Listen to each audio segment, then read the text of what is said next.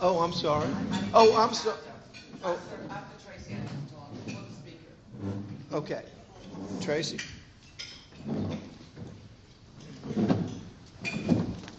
I would like to introduce Dr. William Cefalu. He is a family medicine specialist affiliated with Ochsner St. Mary Hospital. He is a graduate of Louisiana State School of Medicine in New Orleans and a graduate of the University of Louisiana at Lafayette. He is a native of Morgan City, and after his medical studies, he and his family came back to his hometown. And since that time, he has taken a leadership role on the St. Mary's Service District 2 Board and is currently its chairman. He was instrumental in the transition from Tesh Medical to Ochsner's current operations of Ochsner St. Mary. He is here today representing the St. Mary Hospital Service District 2 Board to give us an update on the hospital from the board's perspective. Let's welcome Dr. Cefalu.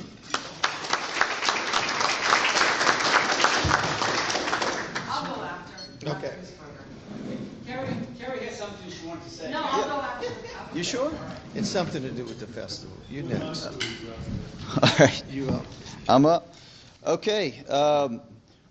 I hope to keep this presentation like an ideal doctor's visit in that it's better than you thought it would be, and there's no copay. So everybody wins. I'm excited to be able to speak to you guys today, and I thought about different ways of bringing this information to you, and I thought the best way to proceed was to really give you some history of where we've been as a hospital and as a healthcare delivery system, where we currently are, and where we intend to go in the future with regards to the hospital and our role, the role that we at the district will play in that development. As you guys know, a lot of people don't know that the hospital service district and its the community we represent actually own the facility. So the facility belongs to the people, and we were fortunate to in 2019 work out a lease agreement with Ochsner Health Systems, and at that time, the hospital was in a very vulnerable situation. Rural hospitals really across the country have been quite vulnerable for some time, and there are a lot of factors that play a role in that.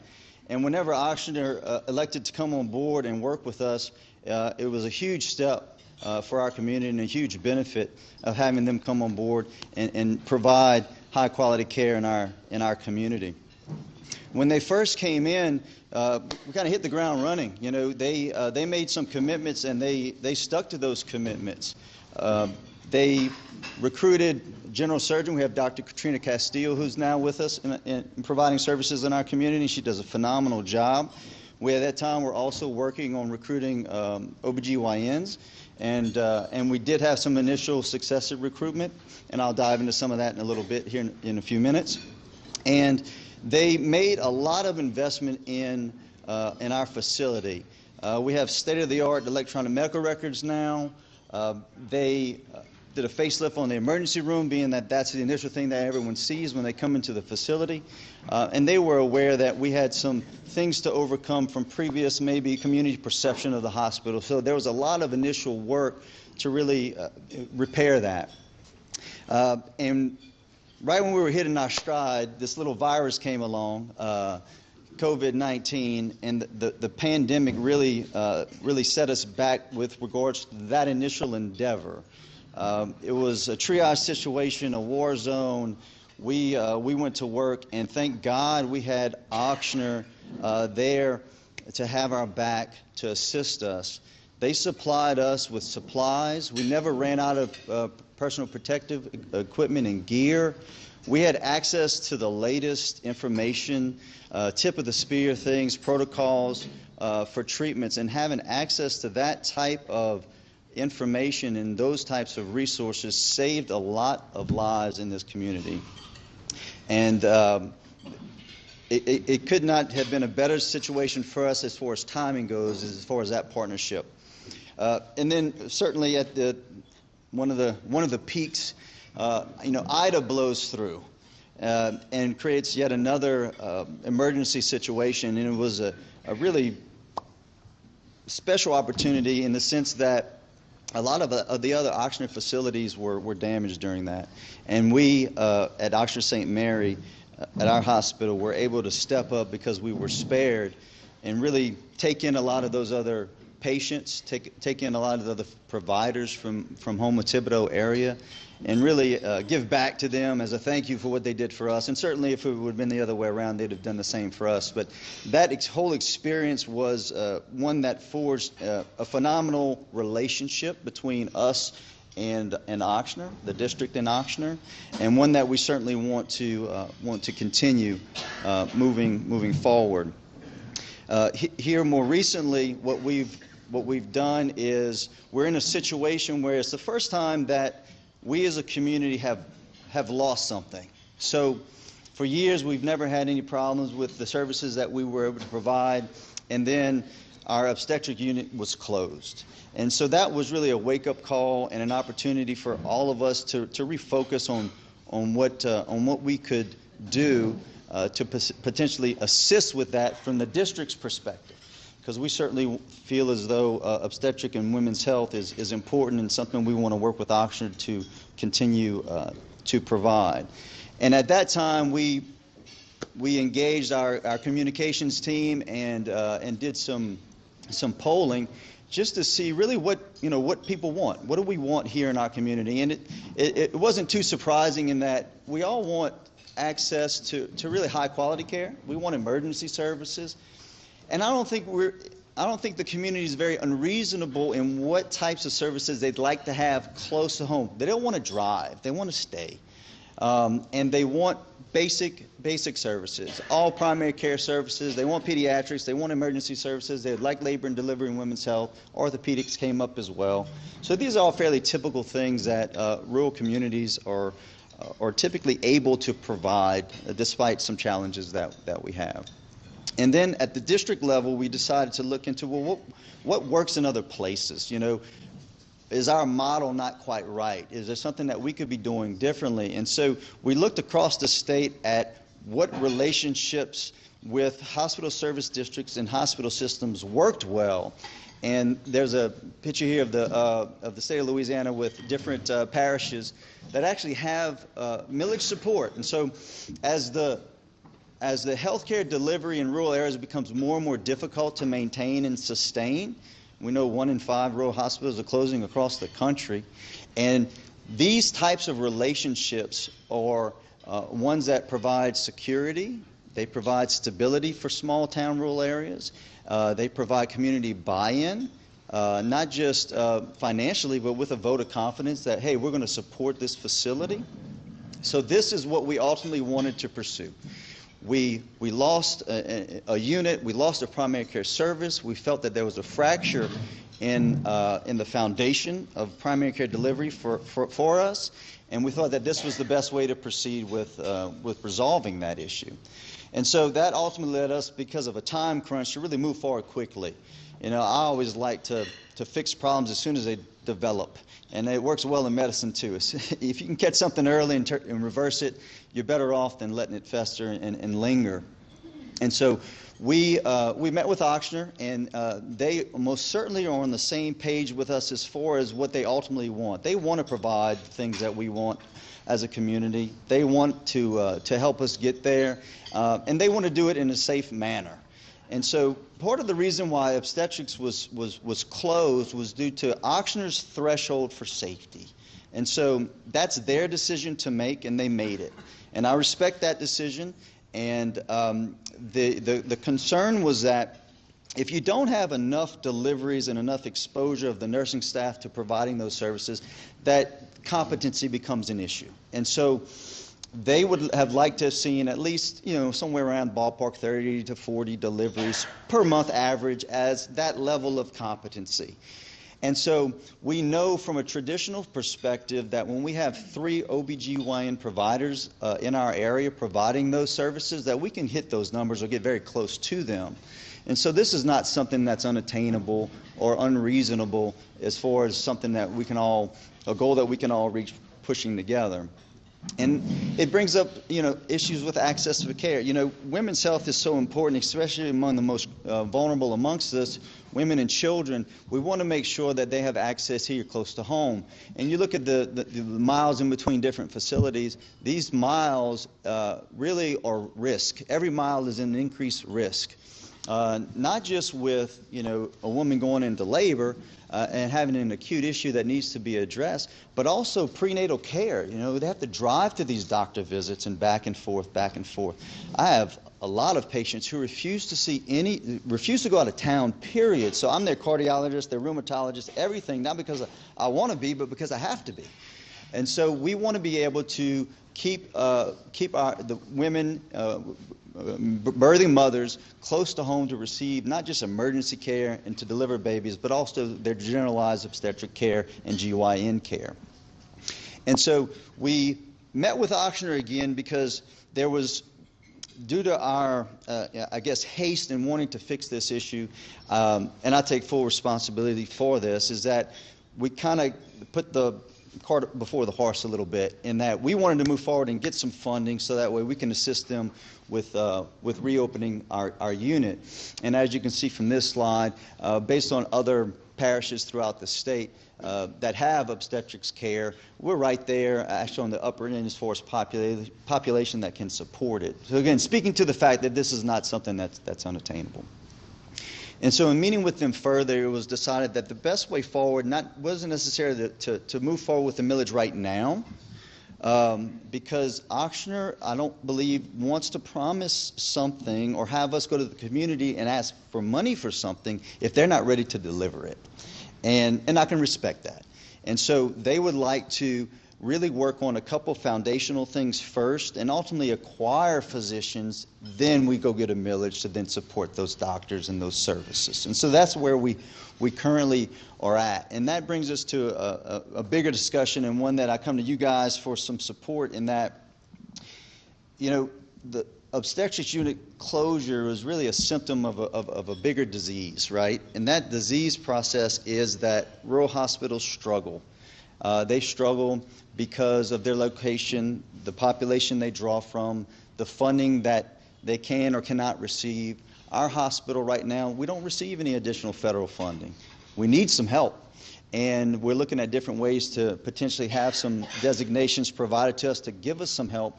But to stand alone with no assistance whatsoever is very, very difficult for a hospital of our size. And so those are the things that we're working on internally with Ochsner to try to address. And the other thing is that we need robust community involvement and support of our hospital. And that's the foundation we're trying to lay now. OB, orthopedics, pediatrics, new primary care doctors, all those things need to be layered on a strong foundation of support. We're a long ways away from the Deadwood Hospital days. We have an amazing facility. We have excellent providers, phenomenal employees. They do a great job. We are one of the safest hospitals in the country. We've had leapfrog ratings years back of A+ across the board for years and years, for quarters and quarters. So we have an excellent facility with excellent people. And part of this initial campaign that Ochsner is pushing now is really to convey that to the community and get that buy-in that we missed the opportunity on early on because of COVID and other issues, and really recommit to that and re-engage the community.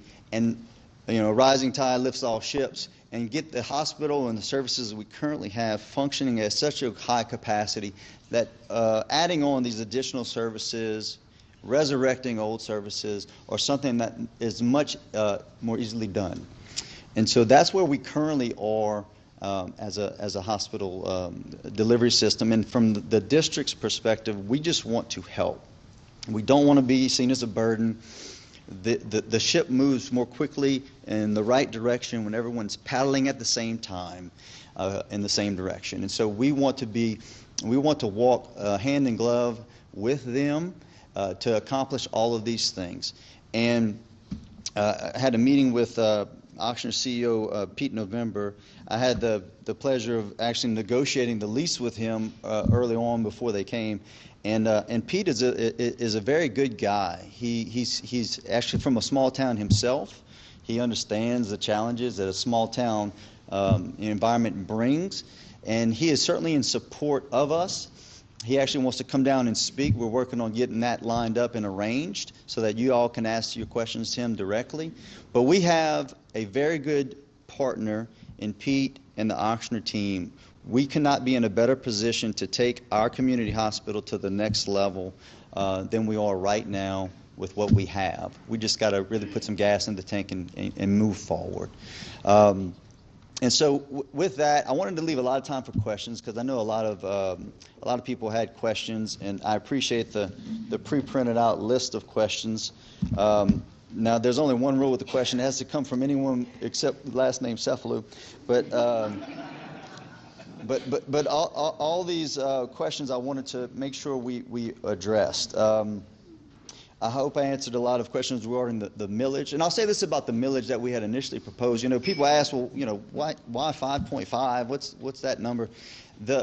When we looked at our OB unit and what units of similar size required to function, we kind of came up with that ballpark number of about $2 million a year, right? And so that's where we came up with our millage number. And moving forward, we're going to reevaluate that and see if that's still adequate. And it is commensurate with the size of our community and what other parishes are doing. And so that's where that initial dollar amount had come from. But again, we're in a new stage of the game, so to speak. We're doubling down on marketing with Ochsner. We're doubling down on community outreach. And that's where you guys come in, because we need all the help we can get to acquire docs, to make them want to live in our community. We really need to wrap our arms around providers that we're able to get to come down and give us a look, because it's so difficult to acquire physicians that we need to show them what we're all about, and that they have access to a lot of different organizations, a lot of different recreational activities, amazing quality of life, all those types of things. We need to really beat that drum once those providers come. And so with that being said, I open the floor up to any questions. I hope we have some questions. I'll throw you a softball. Yeah. I didn't know that once you shut down the OB/GYN, the obstetrics part, that you also had to close the pediatric part because they need a locked wing. Mm-hmm. Will you include those numbers as well in your figures? Yes, and so you're right. So pediatric patients have got to be in a secure environment. And so when the unit closed, there was some initial scrambling as to how we address the pediatric issue. And Ochsner worked to basically find on the 6th floor a wing that we could provide that security. So we now have the capacity to admit pediatric patients. There are a few beds. Actually, at the district, we actually bought one of the ICU pediatric beds. Again, as a sign of good faith that we're all working together to get this thing where it needs to be. And so we're able to now provide those services at our facility. So pediatric was affected initially, but no longer. We've made accommodations. Hmm? Yes? This proposed village, is it parish-wide or just one city? Or? It would be within the district. So the hospital service district number 2 was expanded. So we include Amelia, Morgan City, Borough, Bayou Vista, Patterson. Amelia to Calumet. And those would be the residents affected by such a millage. And to put things in perspective, the millage that we had initially asked for or were considering for the average homeowner was about $14, so about what your lunch costs today. So not an unreasonable ask for what you get. They had a millage at one time.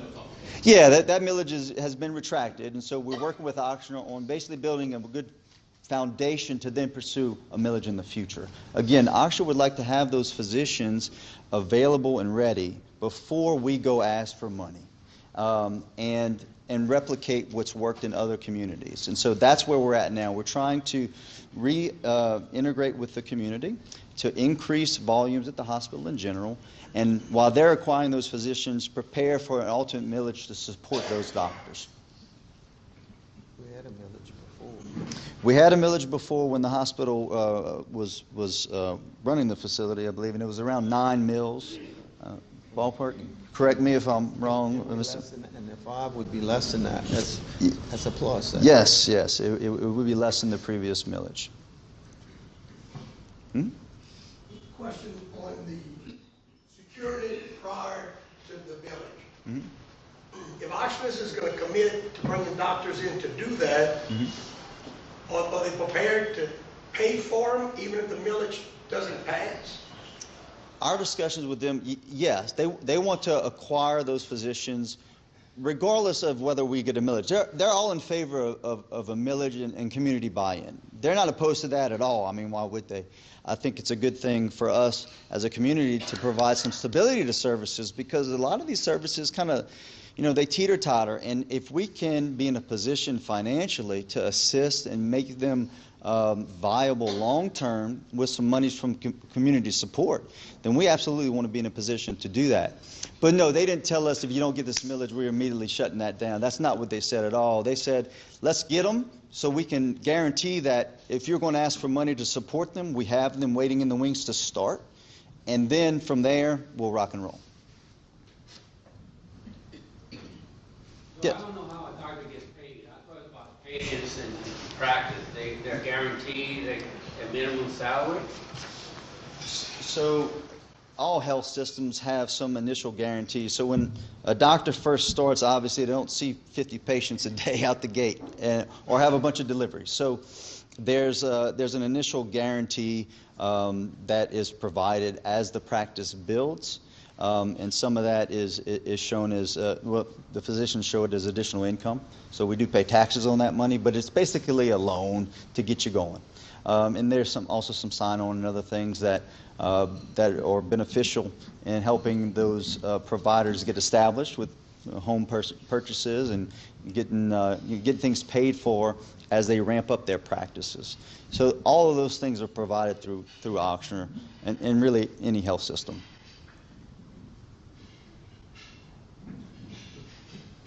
Does Hey. the village provide for the promotion, or does Ochsner provide for the promotion and advertising of the service, or is it through the village to hospital?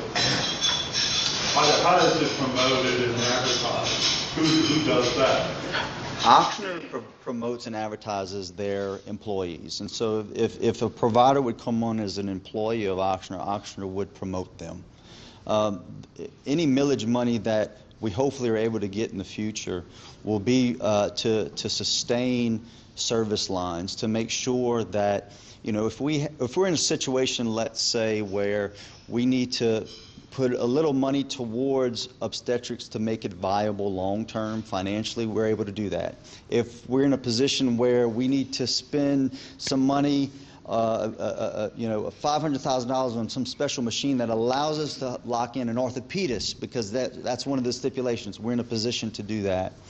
If we want to take more responsibility for our building and the structural issues that come up, we're able to, again, assist Ochsner with those expenditures. So it really gives us a true seat at the table and money in the game.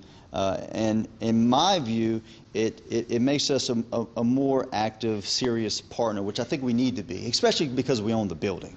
I think it's incumbent upon us to be in a position to assist with the maintenance of our building, for sure. So you feel the 2 mil will solve the problem?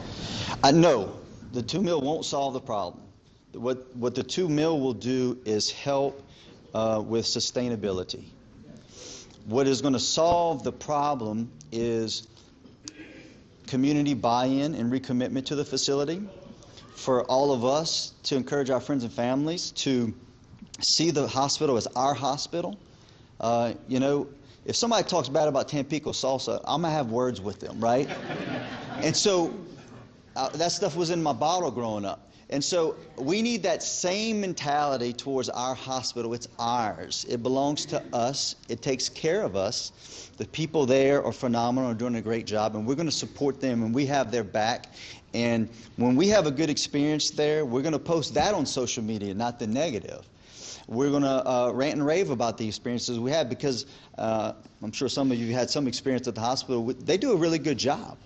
Now, we all make mistakes. We're not perfect, and we certainly want constructive criticism. We want that engagement with the community. Tell us what we can do better. We want to be the best rural hospital in the state, and we cannot do that without community buy-in and support, constructive criticism, suggestions that we can take back to administration and say, hey, this is what everybody's asking for, and where they see that we can improve.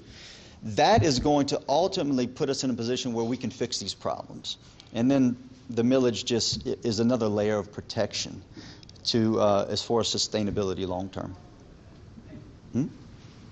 Yes? First off, I want to thank you and Bill for the job y'all do. I know it's a pretty thankless job, but y'all do a fantastic job. So I want to say thank y'all. On the millage, on the additional funds collected, is there a way to structure a scholarship program so that, you know, get somebody, either a local person or somebody else, you graduate, you come to work for 5 years, and then hopefully they stay? Some will, some won't, but some, because I know that the recruiting is probably the biggest issue that you faced in trying to keep the OBGY floor going. Is it possible to use those funds to do that? Absolutely. And those are other things that we're looking at. It opens up the opportunity to give us some capital to make investments in scholarships as well. It opens up the opportunity for match money from state and federal dollars. It opens up a lot of other doors that we traditionally have not utilized. When we first took over, when I first came on the board, we have this money from previous millages that we basically live off the investments of. We looked at the numbers and said, okay, we got $2.3 million. It generates this much a year. We get this much in a lease payment. And so we basically take all that money, we ensure that our expenses are paid, and we reinvest that in the hospital and community outreach. And so we have a community outreach coordinator, Dewan Navarre, who's doing a phenomenal job, goes around town, health fairs, all those types of things, getting into the schools, which is a big thing that I believe we need to do and that they're starting to do. And so that's been our approach with the monies that we've had. We don't have additional monies to do all these other things. I mean, we have some money to do a small scholarship, but we want to do something, and we want to have the sustainability long term to do recruitment, to do scholarships, to have a great rapport and relationship with Oxnard and help service lines, to really get down to the nitty-gritty things that we need as a community. So yeah, it opens up a lot of doors.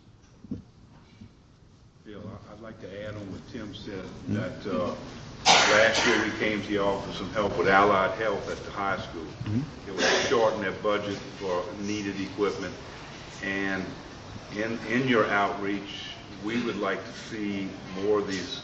There's 100 kids in that program. More of those kids invited into the hospital for visits, for possibly interns and so forth. And I think the scholarship's a good idea with the commitment. Sure. But I think you guys funding that money, which was not a nickels and dimes, $55,000, and we were very pleased when y'all said yes. And it also, those two teachers were very pleased. And they're doing a good job. Like I said, they got 100 kids over there that are going through a lot of things that not only could be going into the hospital, but could be going to the medical assistance here in town. Sure. Yeah, we were happy to. Yeah, it's got to continue. We're happy to help. They have a phenomenal program. I mean, it's quite impressive. And I actually was just talking to Jennifer Wise today, actually, about the volunteer opportunities and access. And they're actually putting together and about to roll out a very robust volunteer shadowing opportunities at the facility. So that will include high school students. That will include adult volunteers. We used to have the old pink ladies, and that worked really well. And so they're looking to revamp and offer opportunities to people for that. And so keep your eyes out for those volunteer posts, which I'm sure are going to go on social media. We need to spread that throughout town, and we need more and more people involved in rotating through our facility.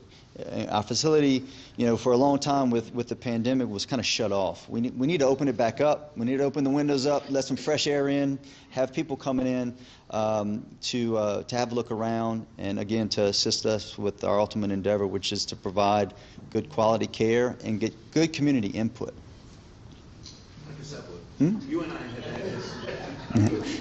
You and I have had this conversation before, but we have people on our Facebook feed right now asking why hospitals such as Franklin and Thibodeau are expanding. Right. If you can explain that. Sure, that's a great question. So I'll speak to Franklin.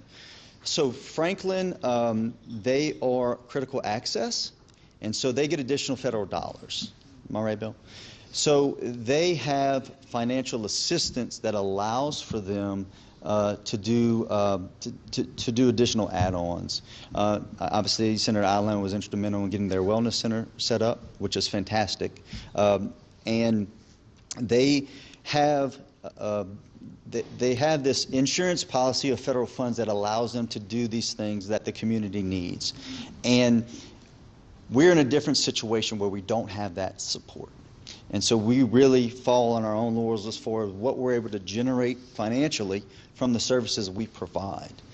So that's been our challenge, and why you're seeing something in Franklin where they're growing and they're doing a phenomenal job doing that, whereas we're kind of struggling with trying to figure it out, and where this millage kind of comes in to fill that void. Thibodeau has a larger market.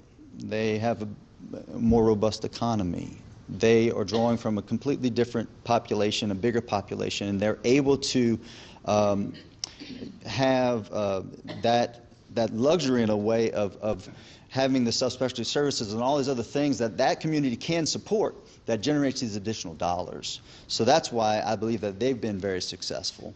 And they're a great hospital system. We use them when we need them for specialty services, as we do other facilities. But we're in a unique situation, and it really speaks to the challenges that we have as a small rural hospital, but we're just too big to really qualify for a lot of these things. So we're in this middle ground, this gray area where it's very challenging. It's challenging on all fronts. We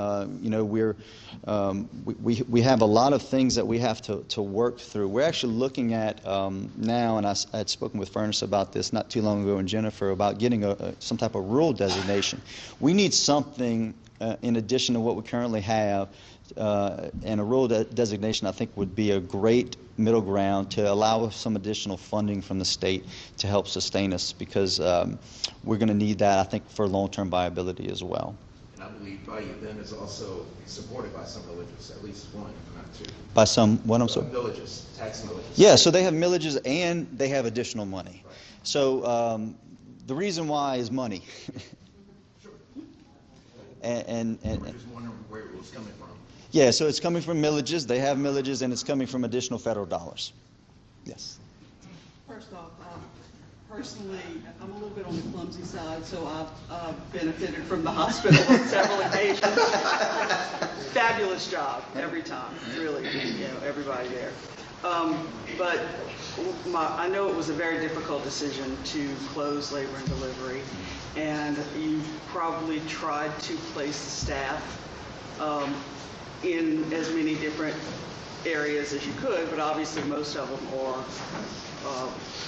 unique to that field.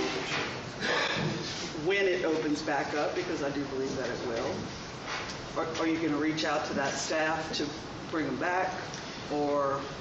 I mean, that would be a decision for Oxnard administration, but that would be what I would recommend.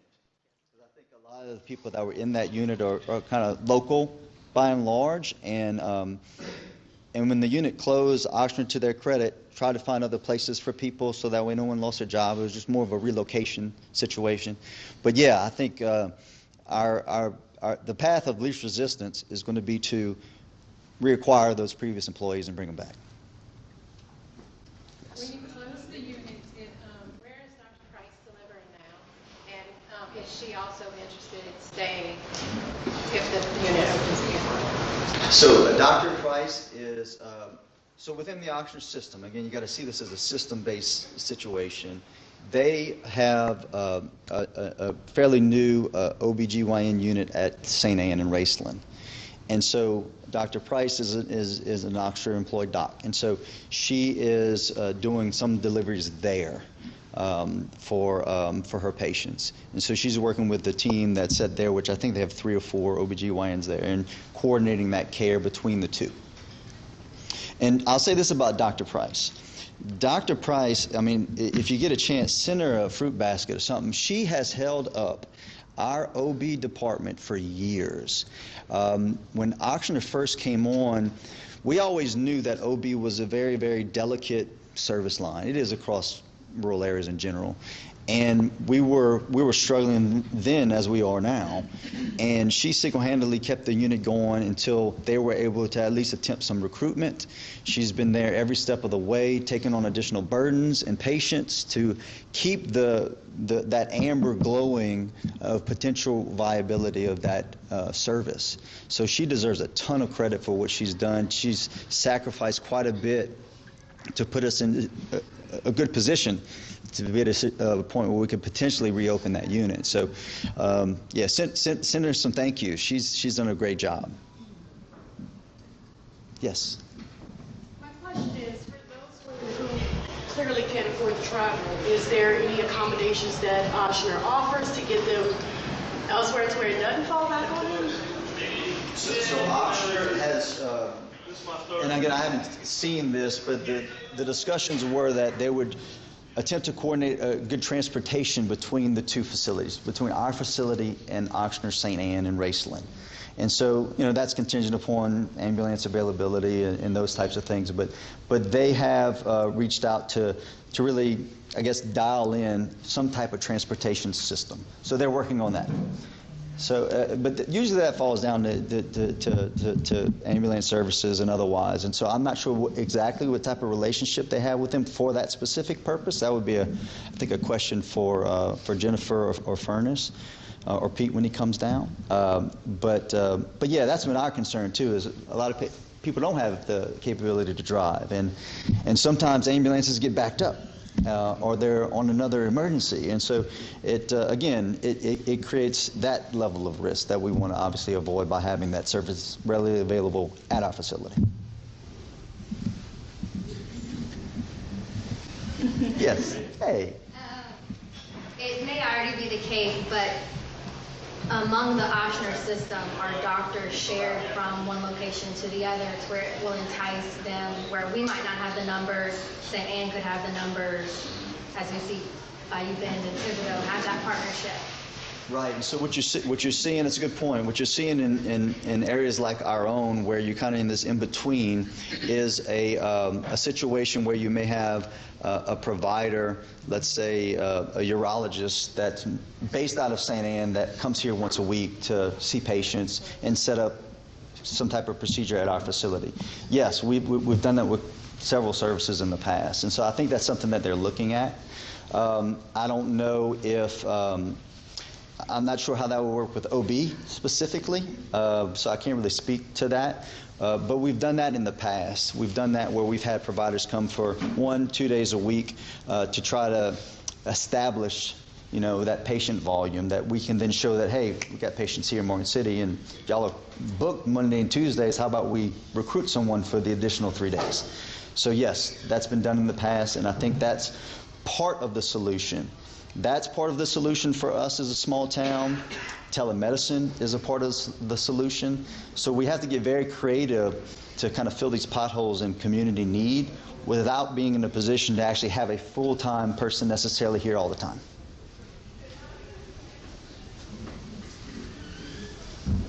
Any other questions? Yeah. Yes. How do you do your recruiting? Do you employ one at the branch in Morgan City, or do you have Ochsner's in general? My sister's a recruiter in Beaumont, Texas, so that's why I'm asking. She went to Thibodeau recently, and she's very good. Yes. We'll keep that in mind. I'll give you her name. Yeah, so the recruiting is up to Ochsner, and I know what, so they have postings and listings of slots available. I think they do have a department that is focused purely on recruiting physicians. There are consultants that can be acquired to help with that, and we certainly will encourage them to utilize those if needed. If we're having some stagnation in recruitment, we'll at the district level advise, hey, maybe we can help with that. You know, that's something that we'd love to be able to contribute to if asked and if needed to recruit some docs. So we'll be willing to do that now.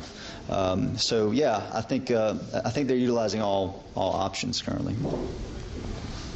Bill, Is part of that Ochsner establishing clinics in this area like they do in other parts of the states? They have Ochsner OB clinics, actual facilities so they can turn the doctors in and out with the clinic.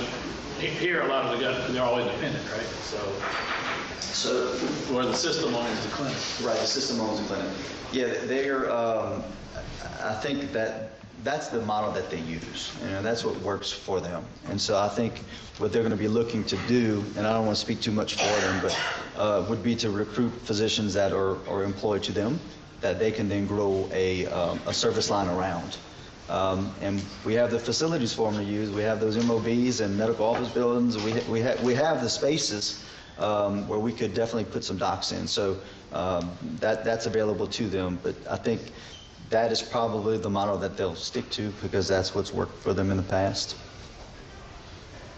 If we were to recruit an orthopedic or something like that, is our surgical rooms and everything available to do knees and hips and things like that? Oh, absolutely. Okay. The surgical rooms are equipped. We have a phenomenal surgical staff, by the way. I mean, they're excellent. But we may have to, we'll be in a position where we may have to acquire certain equipment that we don't currently have. And that's where we could potentially come in and say, hey, you know, this is a $250,000 piece of equipment, but we really want ortho. We'll buy that if you guys will show us that you can get a doc.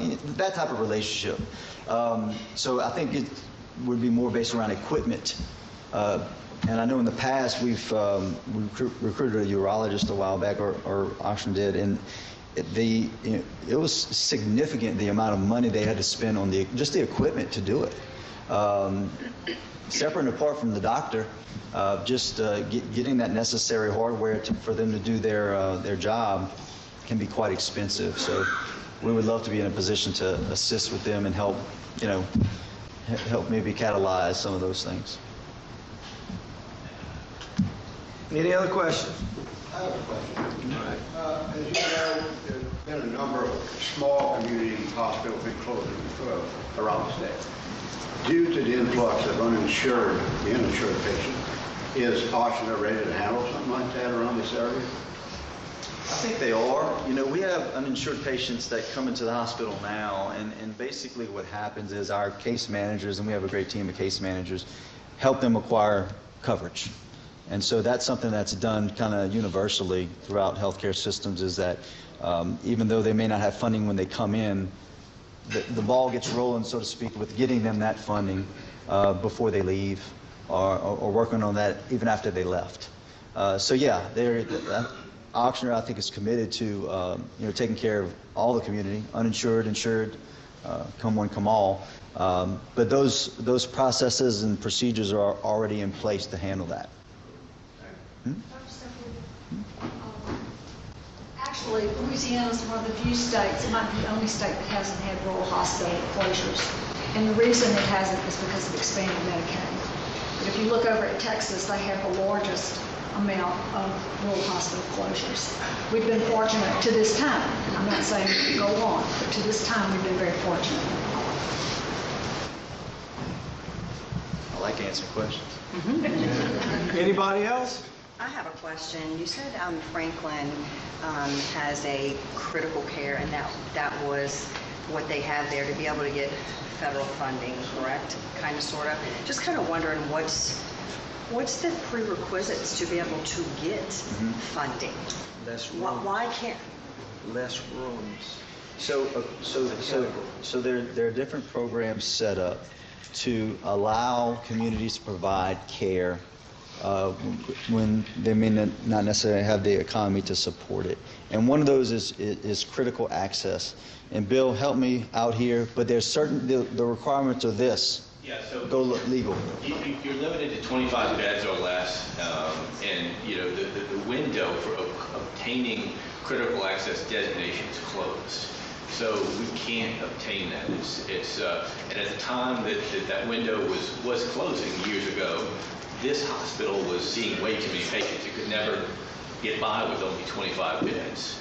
So it wasn't a viable option here.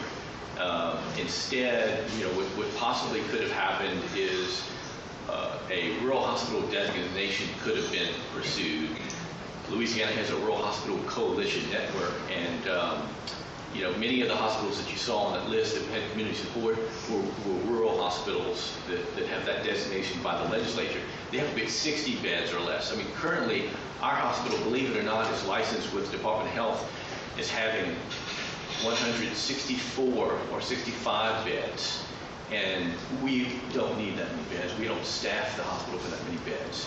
So, we believe that one approach for Ochsner to take, and we're happy to assist with that, is to see the hospital drop down to 60 or below and pursue legislative assistance, join the Rural Hospital Coalition, and get some additional funding. I haven't seen numbers to know exactly how much it would help, but any amount helps. With respect to Franklin and the critical access designation, basically at the end of the year, they do what's called a cost report, and they write down all their costs, and they look at all their revenue.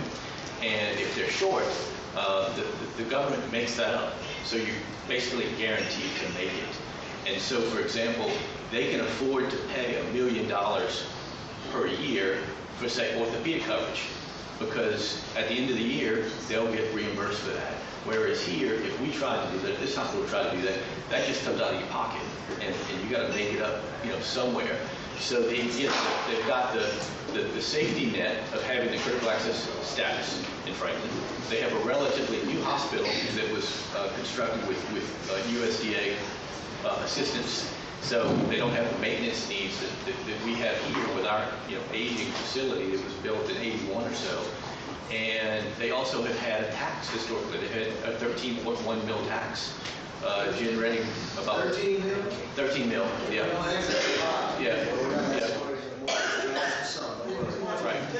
Right. So that that additional funding gave them even more money to add on to do different things and provide additional services. So we'd like to see for the community, and the hospital services would like to see the community as many services as can be reasonably provided here. I mean, we'll never have neurosurgery at the hospital. We don't have the population to sustain something like that. But we'd like to have labor and delivery. We'd like to have orthopedics. And where the hospital service district can help, where a village can help, is if we're right at the threshold, or if we need that to start the program, we'd like to give a boost to that, or a subsidy for that, to provide those services in the community so we don't have to travel out of town. A lot of people don't know that we have wound care here. And so, it's so nice to be able to go here on a weekly basis and have wound care services instead of having to drive to Baton Rouge once a week or twice a week. When you have, aging parents to deal with, it's so much nicer, to get care here and not have to drive out of town. And so, we've got to change the mindset of just quickly going out of town for everything. If we can get as much care as we can in town, we're supporting the services in town and supporting the hospital in town so that it can provide other services that we all want and need. Anything else? Is there some type of advertisement for what they do offer? Like you said, a lot of people don't know about the wound care. So Ochsner is recommitting to a marketing campaign that's about to start. So they have a tent set up at Shrimp Festival. Yes. So they've promised that, and they're delivering that. So that's to come. All right, round of applause. I got one last question. What's this bump on my finger? That's crazy, just like you. All right, well, y'all can see that his mother raised him and not me. But anyway, Carrie, you had something you wanted to talk about before we... So, Dr. Cefalu, I was just wondering if y'all, the staff can't do like bake sales or nothing to meet the gap, or Kiwanis. They need another fundraiser. Oh yeah, I might take. Kiwanis is a bunch of overachievers, so there you go. They can help the hospital. Y'all can have another sale, another fundraiser to help out. But anyway, speaking of fundraisers, we're having our pancake breakfast on Sunday of the Shrimp Petroleum.